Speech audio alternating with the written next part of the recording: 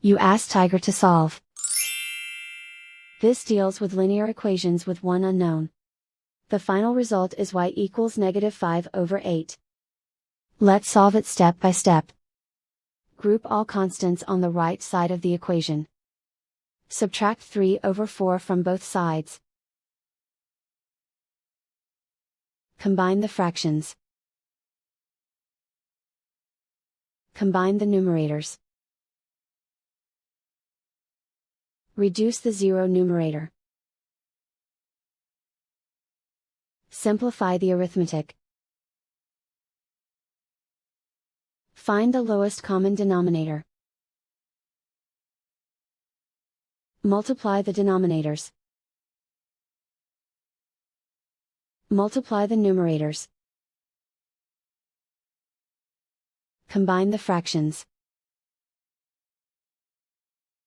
Combine the numerators. And so the final result is y equals -5/8.